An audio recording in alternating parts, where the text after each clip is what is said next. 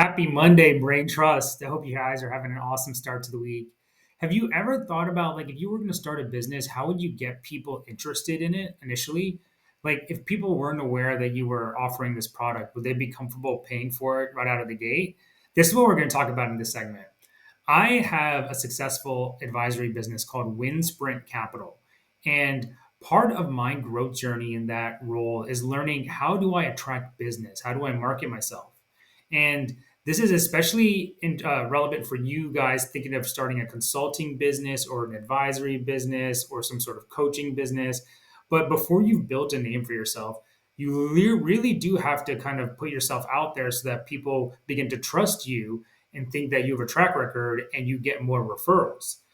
I used to be very hung up on making sure that early on I had a contract drawn up, that there was some fixed cash compensation, like a retainer, like I was going to get mine coming out of the gate, regardless of whether it went to the moon and back. So in my case, it's helping companies raise capital. So regardless of whether they raised a bunch of money or not, meaning whether it was successful or not, that I'm going to get paid.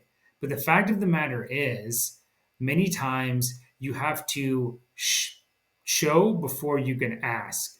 And what I mean by that is one thing I learned is how important it is to pay it forward in the business context. Now, let me elaborate.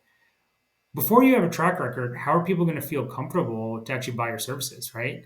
You see it with products all the time. They give out samplers, the try before you buy. The same thing is applicable to service businesses like consulting and advising and coaching, where sometimes you have to just show up, really understand someone's business, and say, hey, I'm going to take this hit internally and produce services for you without you having to pay me, but we're going to draw up a trial period.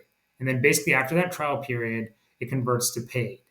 Now, what the good thing about this is that it gives people conviction that you're the real deal. And if they choose to pay, most of the time it'll become for a long term arrangement if they see you can add value that no one else can. And that's what I've learned that it's been so helpful. Like at first I'd fret and think, would these people just not pay me if I'm producing value? Will they just take advantage? And really, in the business world, there's not many sociopaths out there.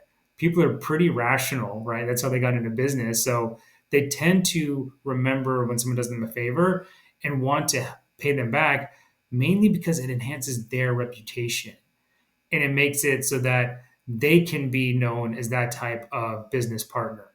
So these are some of my experience on the benefit of paying it forward, especially in business.